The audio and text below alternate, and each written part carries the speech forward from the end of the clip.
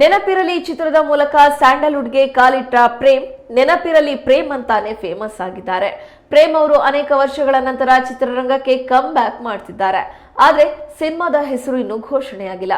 ಕೃಷ್ಣಂ ಪ್ರಣಯ ಸಖಿ ಮುಖಾಂತರ ಟರ್ನ್ ಪಡೆದಂತಹ ನಟಿ ಶರಣ್ಯ ಶೆಟ್ಟಿ ಅವರು ಪ್ರೇಮ್ ಅವರಿಗೆ ಜೋಡಿಯಾಗಿ ಹಾಗೆ ಚಿತ್ರದಲ್ಲಿ ಪೊಲೀಸ್ ಪಾತ್ರದಲ್ಲಿ ಕಾಣಿಸಿಕೊಳ್ತಿದ್ದಾರೆ.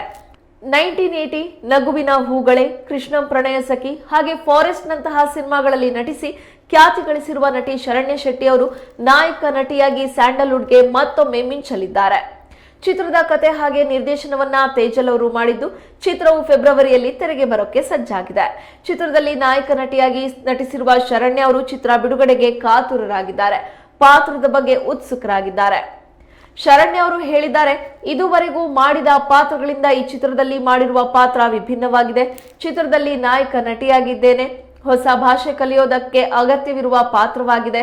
ನಾಯಕ ನಟಿಯಾಗಬೇಕೆಂಬ ಬಯಕೆ ಇತ್ತು, ಆದರೆ ಟೈಪ್ ಕಾಸ್ಟ್ ಆಗಲು ಎಂದಿಗೂ ಬಯಸಲಿಲ್ಲ. ಯಾವಾಗಲೂ ವಿಭಿನ್ನ ಪಾತ್ರ ಮಾಡಲು ಬಯಸ್ತೀನಿ ಅಂತ ಹೇಳಿದ್ದಾರೆ.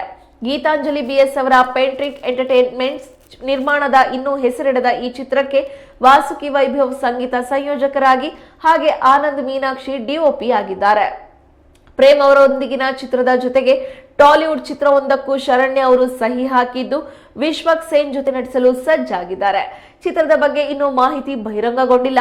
ಚಿತ್ರೀಕರಣ ಆರಂಭವಾದ ಬಳಿಕ ಮತ್ತಷ್ಟು ಮಾಹಿತಿ ಹಂಚಿಕೊಳ್ಳಲಾಗುವುದು ಅಂತ ಶರಣ್ಯ ಅವರು ತಿಳಿಸಿದ್ದಾರೆ.